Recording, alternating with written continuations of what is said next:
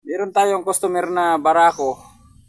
Palyado kapag pinihit mo yung throttle niya, ayaw ma-pick upan. Namamatay. Namamatay yung under hanggang minor lang. Palyado.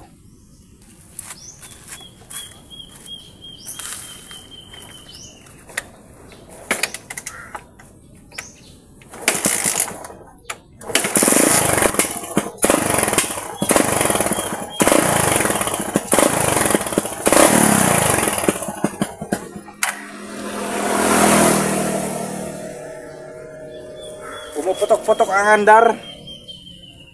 Pumuputok-putok ang andar. So, kapag ganito ang kalagayan, focus muna tayo sa karburador. Huwag muna tayo kung saan-saan. Karburador muna yung ating yung i-check natin. Check natin yung karburador natin. Yun. I-check natin kung yung supply ba ng gas ay okay ba yung ng gas. Dito sa fuel cock, magkita natin yung natin. Itong ating fuel cock. Bunutin natin at check natin kung yung gasolina ba malakas o malakas o. So sa ganyan, hindi na yan masushoot. Hindi na yan masushoot, no? So, ang sunod natin na pupuntahan dito, yung carb natin.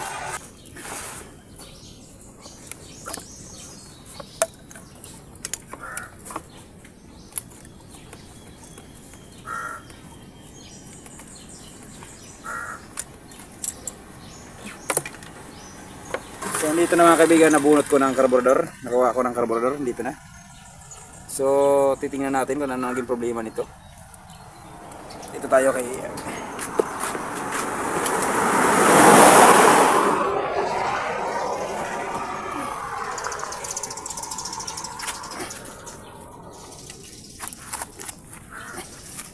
titingnan natin mga kaibigan kung ano naging something wrong nito. Bakit pumuputok-putok? Bubuksan natin.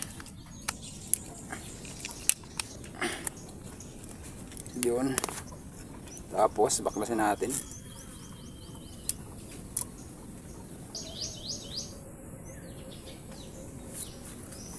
Kaya pala mga kaibigan, tubig siya oh. Dito.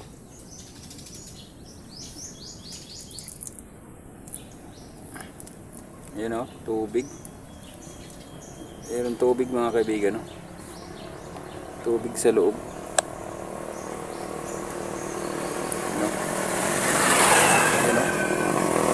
Ano?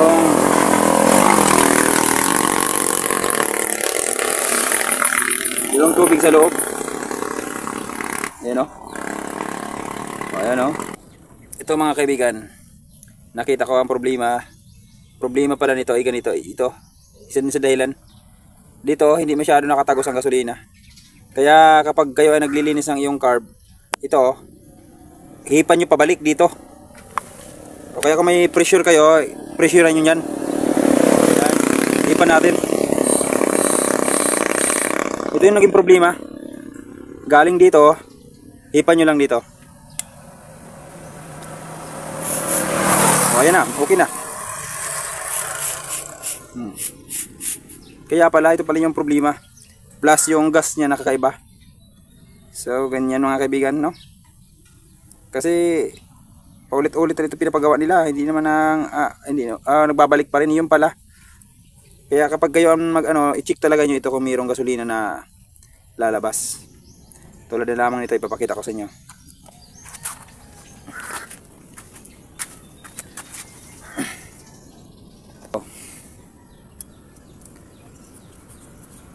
Kasi ito yung pag ilagay natin dyan,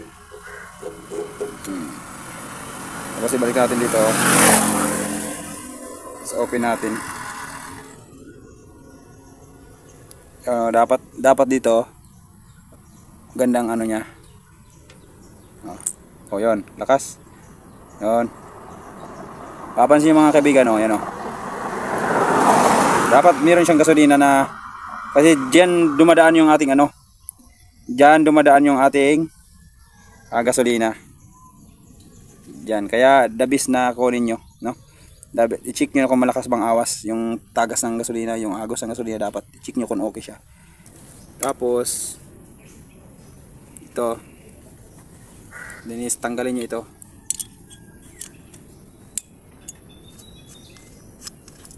Yan.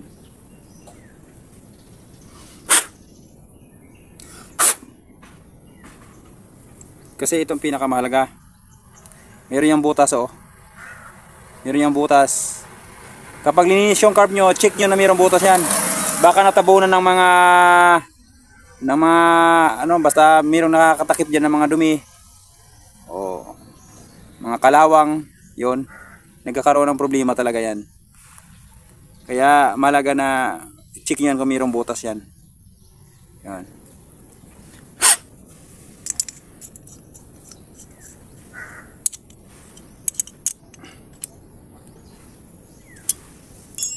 Tapos ito rin kasama niya, ito ang maliit na ito yung kanyang ano, mixture. Yan. Buksan din natin.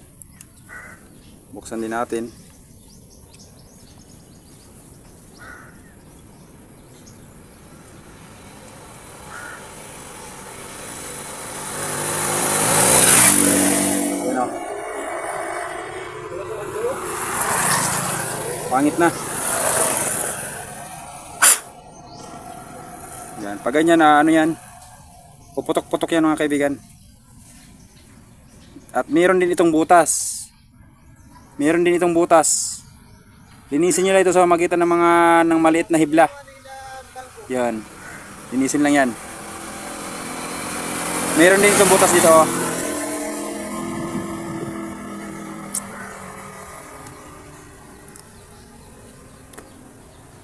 So ito nagka-problema. Isa ito sa dahilan kung bakit palyado ang motor natin. Kasi walang air eh. You know? Walang air yan. Walang lalabas na air yan. Kaya yun ang lilinisin ko muna. Ay, ihipan ko, wala siyang ano. Oh, wala talaga. So problema ito.